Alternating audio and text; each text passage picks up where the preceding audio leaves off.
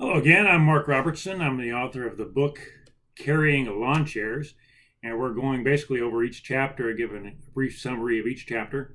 And the book is, of course, on Amazon. You can get it for $2.99, the ebook version, or just under $10 for the paperback. It's a book mostly about parents and youth sports and the many problems I have with organized youth sports in America and around the world. I have been going over each chapter, so if you don't want to buy the book, you can watch my YouTube channel and get the gist of the book there too. But it's a good thing to have on hand, a reference or whatever.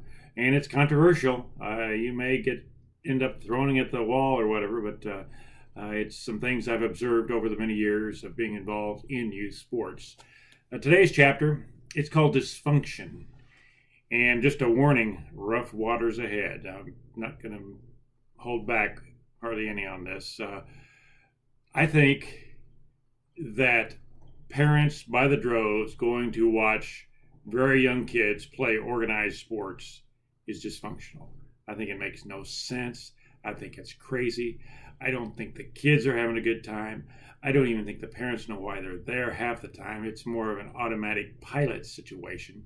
Of course, they have the common idea, though, that if you start them young, they'll get ahead in this tough, cruel world.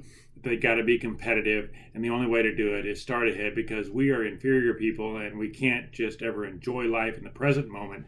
I got to keep worrying about the future and keep on these kids, or they're just going to fall behind and not be anything at all in this world. And I think that's a lot of what to do with it. I mean, if you stand back and view this from afar, it's wacky. As I've talked before, you go by one of these little baseball fields when they're playing t-ball, you got cars lined up or parking lots full, people there in the stands on the edge of their seats going crazy over little kids, boys or girls or both, playing t-ball. Put the ball on a tee, and they got to teach them how to swing level so they can learn how to play better when they get older, and then they can go to college and be a pro player and make big money and all this other fun stuff. And the funny thing is, each one of these parents is thinking that they're the only ones that think like that. And virtually all of them are. It's a groupthink. And it's a very dysfunctional situation. Now, these parents have good intentions. I have a hard time. I don't like to be tough on them, because raising kids is tough. It's a tough world out there. It's tough to make a living. It's a challenge. People work all day. They send their kids to school. They do all this. They do laundry. They do all the duties of life. Plus, both parents have jobs. So they're worn out. This little baseball game is a respite, and I understand that. But again, even saying that, it's about the parents. These games are about the parents. They're not about the kids. The kids, especially the young kids, don't enjoy organized sports. I don't care what anyone says.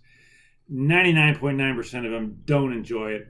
They don't enjoy going on road trips.